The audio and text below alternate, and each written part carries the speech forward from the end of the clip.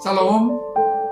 Di hari Pentakosta ini kita akan merenungkan satu topik di bawah judul Api dan Angin dari Surga.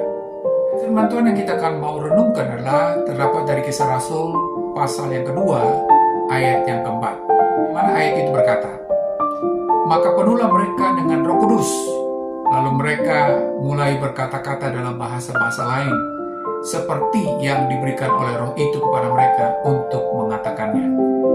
Saudara, pernahkah Anda berada di ruangan yang benar-benar panas dan tidak ada ventilasi? Rasanya sesak, berat, dan kita tidak bisa berpikir dengan jernih.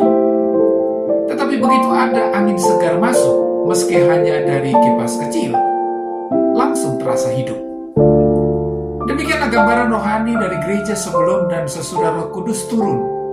Mereka menunggu dalam ruangan tertutup, berdoa, taat, tetapi belum berdaya. Namun ketika angin sorga dan api ilahi turun, semuanya berubah. Hari itu bukan hari biasa. Hari itu hari Pentakosta. Dan itu bukan hanya tentang sejarah, tetapi tentang penggenapan janji dan kuasa baru yang juga tersedia bagi kita hari ini. Apakah itu? Pertama adalah hari penuaian baru dimulai. Dalam Kisah Para Rasul pasal 2 ayat 1 berkata, ketika tiba hari Pentakosta, semua orang percaya berkumpul di satu tempat. Saudara, kata Pentakosta yang dalam bahasa Yunani Pentakoste berarti hari ke-50. Ini adalah hari raya panen pertama di Israel. Tetapi pada hari itu Tuhan melakukan panen jenis baru, yaitu panen jiwa-jiwa.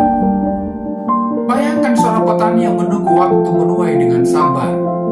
Ia tidak bisa memaksa hujan atau matahari. Tetapi ketika waktunya tiba, semua kerja kerasnya dibalas dengan limpahan hasil. Gereja mula-mula juga menanti dalam ketaatan. Dan Tuhan yang menetapkan waktu menuai. Saudara, mungkin Anda sedang menunggu janji Tuhan. Jangan tinggalkan ruang atas Anda. Teruslah setia. Tuhan sedang menyiapkan penuaian. Yang kedua, nafas baru dari sorga. Saudara, dalam Kisah Rasul pasal 2 ayat 2 berkata, tiba-tiba turunlah dari langit suatu bunyi seperti tiupan angin keras. Kata tiupan angin yang dalam bahasa Yunani pneuma artinya hembusan nafas. Ini mengingatkan kita pada penciptaan manusia seperti dalam Kejadian pasal 2 ayat yang ke-7. Di saat Allah menghembuskan hidup ke dalam Adam, Tuhan menciptakan manusia baru rohani, yaitu gereja, dengan nafas surgawi. Saudara, kita bisa melihat boneka yang bagus bentuknya, tetapi tidak ada kehidupan di dalamnya sampai ditiup atau diisi. Begitu juga dengan gereja tanpa Roh Kudus, hanya bentuk kosong.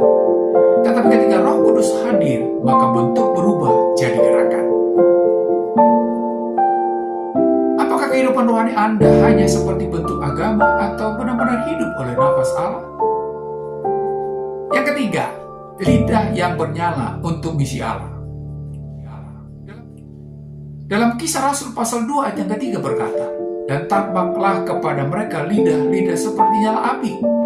Maka penuhlah mereka dengan Roh Kudus dan mulai berkata-kata dalam bahasa-bahasa lain. Saudara, kata lidah yang dalam bahasa Yunani glosa bisa juga berarti bahasa. Lidah mereka dinyalakan oleh api surgawi untuk berkomunikasi lintas batas manusia.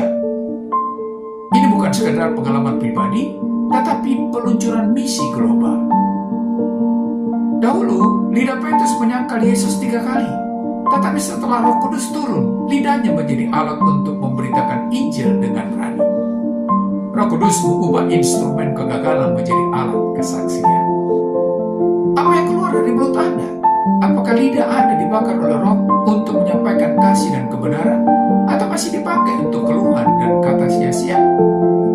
Kepenuhan Roh Kudus bukan hanya tanda pengalaman rohani, tetapi permulaan kehidupan yang ditransformasi dan diutus. Dalam Kisah Rasul pasal 2 ayat yang keempat berkata, maka penuhlah mereka dengan Roh Kudus. Kata penuh yang dalam bahasa Yunani eprestesan adalah bentuk pasif dari pleroo yang menunjukkan tindakan yang dilakukan oleh Allah sendiri. Kepenuhan kedua, Roh Kudus bukanlah hasil usaha manusia, tetapi kasih karunia Allah yang membuahkan transformasi. Apakah kita menantikan Tuhan dengan taat seperti murid-murid? Apakah hidup kita digerakkan oleh kuasa Roh Kudus atau rutinitas kosong? Apakah lidah kita menyala karena api Roh Kudus untuk menjadi saksi Kristus? Tuhan, kami rindu hari ini menjadi Pentakosta pribadi kami. Hembuskanlah nafas-Mu atas kami. Penuhi kami dengan Roh Kudus-Mu. Ubah lidah kami, hidup kami, dan arah hidup kami.